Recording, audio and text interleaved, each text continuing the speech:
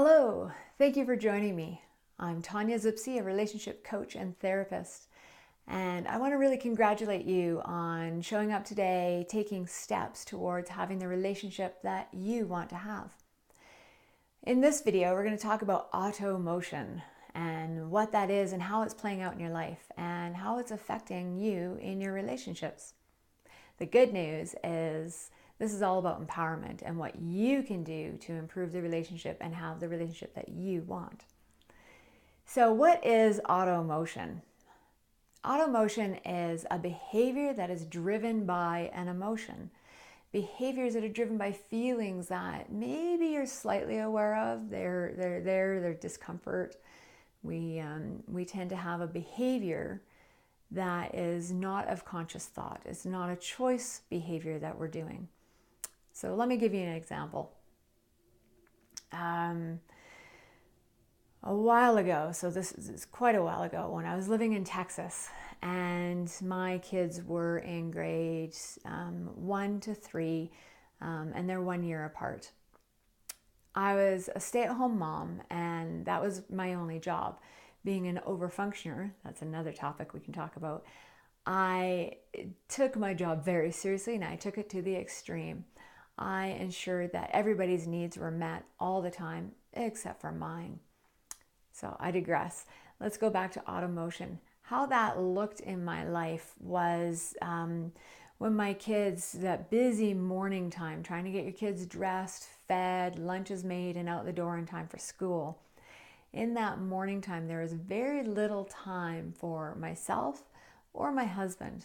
And so if any time he would come in and all of that busyness, and especially if he had a to-do or something that required my attention, it generally just piled on my sensation of, overwhelm and anxiety.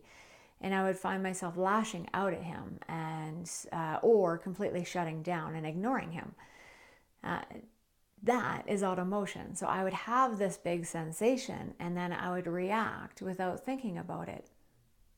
Another time, or another example in that same time period, my kids, again, grades 1 to 3 in that time period, more than capable of being able to get themselves some cereal for breakfast, take care of their washroom needs. But when I would be feeling anxiety, when I would be feeling a lot of sensation but not aware of it, just simply feeling it and going about being busy so that I didn't have to feel it. You one of those people starting to get what I'm talking about here? Yeah, that all of a sudden you find yourself busy. Mine was micromanaging. So I would all of a sudden be on my kids about what they're eating, how they're eating, what time they're eating at, going to the bathroom for Pete's sakes.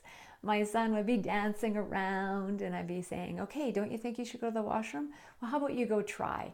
Well, you're going to be going outside in a half an hour. Just go to the washroom and try. Let the kid pee his pants if that's what happens. But no, I had to micromanage them so that I didn't have to be with me in my sensation. Some other ways of how we move into automotion and how we avoid feeling those uncomfortable feelings. Picking up the phone. Are you one of those people that as soon as some news comes in, bad news, even great news, but it feels maybe overwhelming, that the first thing you're doing is picking up the phone and talking out that problem or talking about how is this going to work, or maybe texting nowadays? That jumping out and sourcing out information outside of yourself, that's called triangling.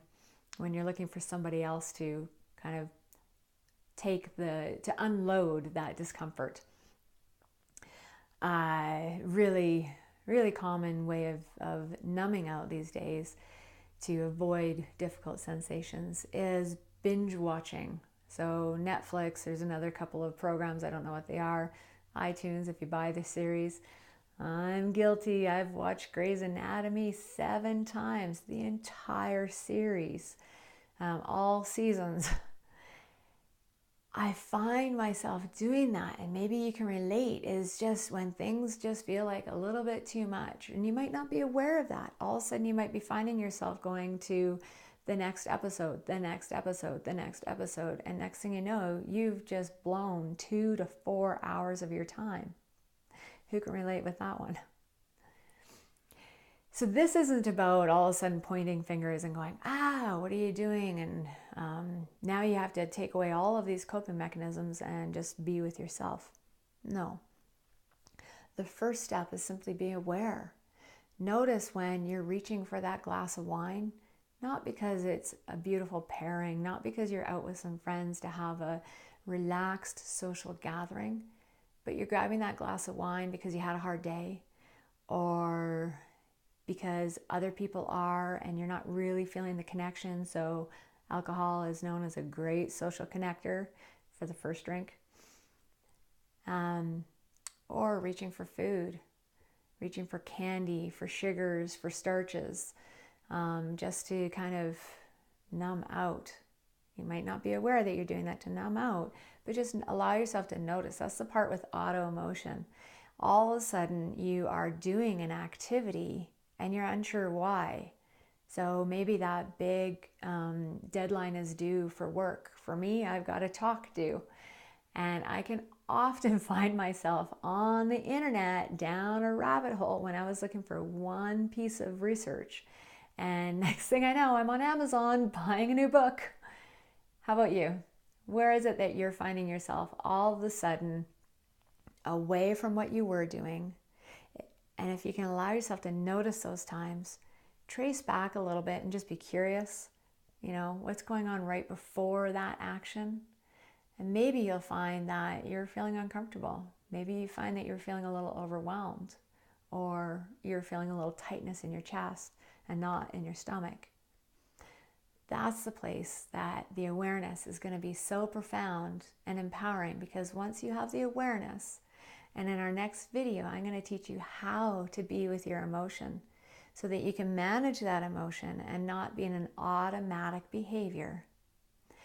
And from there, you have choice. You can now be responding to situations instead of reacting.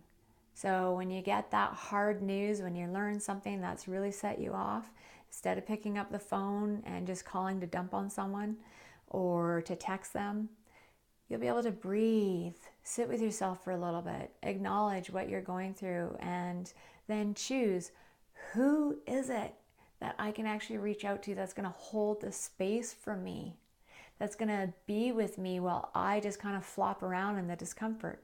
Not try to rescue me, not try to fix that, because that does not work. It might feel good for a minute or two, but as soon as you hang up that phone and you start moving, I bet you'll notice that there's going to be more people that you want to call, or a sensation like, well, that didn't do anything. It's because it doesn't work. You need to be with yourself first in order to move through and access your needs, boundaries, and what your action steps are going to be that are in alignment with yourself. So I hope that this has been helpful for you, allowing yourself just to be curious, those auto emotions. What are those things that you're doing, those behaviors that you're doing that are spurred by an emotion that you're not consciously choosing to do? Be curious. I'd love to hear from you. I would, please leave your comments below. Let us learn from each other. What are some of the things that you find yourself doing to avoid those sensations?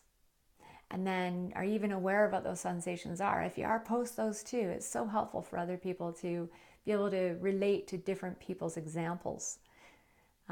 Again, I thank you and I congratulate you on taking steps to having the relationship that you want. It takes one person to change the relationship dynamic